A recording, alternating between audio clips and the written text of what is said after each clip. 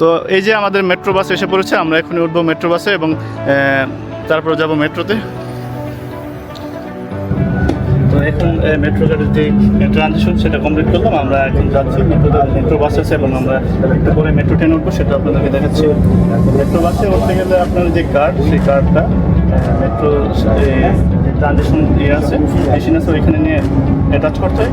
Attach করার পরে আপনি ভিতরে ঢুকতে পারবেন। তারপর মেট্রোতে যে আপনার যে তৈরি কাটবে সেটা কেটে রেখে দেবে। আর আমরা আপাতত মেট্রো বাসে উঠেছি, নেক্সটে আমরা মেট্রো স্টেশনে যাচ্ছি, সেটা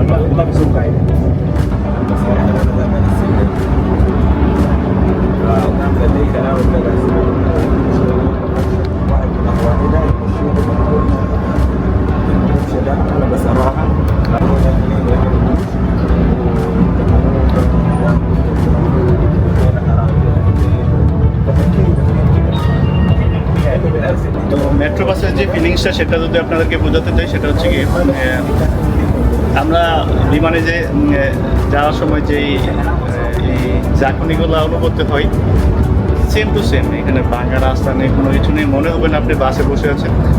খুব নিরিবিলি এবং সুন্দর পরিবেশ, আপনার যাত্রা এবং ভ্রমণ হবে খুবই আনন্দদায়ক, যেটা আপনি যখন উঠবেন তখনই বুঝতে পারবেন।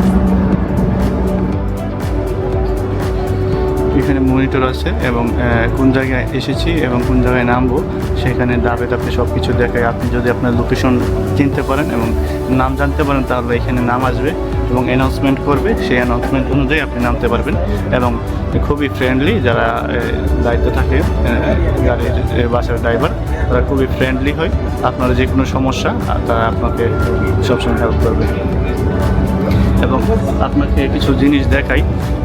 কিছুদিন আগে হয়তো বা আমাদের দেশে একটা বাস পানির মধ্যে পড়ে গিয়েছিল এবং তার থেকে মানুষ বাইরে যেতে পারে না, কিন্তু আপনি দেখতে পাচ্ছেন যে এত আধুনিক বাস, তারপর আবার এর ভিতরে এসি সব ঠিক আছে, কিন্তু এখানে যদি গ্লাস কোনো দুর্ঘটনা হয় এবং যদি গ্লাস যদি আপনার ভাঙতে না পারেন, তো এখানে গ্লাস ভাঙার জন্য একটি মেশিন দিয়ে রেখেছে। এটা গ্লাসে ধরে চাপ দিলেই গ্লাস ভেঙে যাবে এবং আপনি বের হতে পারবেন।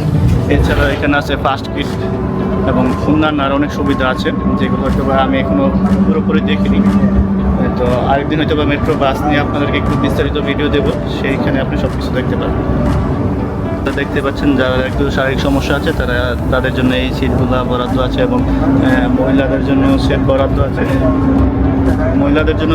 আছে। এবং এখানে কাতারের যে আইন, সেই আইন অনুযায়ী আপনি কারো ফুটেজ বা অনুমতি ছাড়া কারোর চেহারা ক্লোজলি এবং আপনি বিস্তারিত দেখাতে পারবেন না, যেটা আইনত দণ্ডনীয় অপরাধ এবং 50,000 রিয়াল জরিমানা।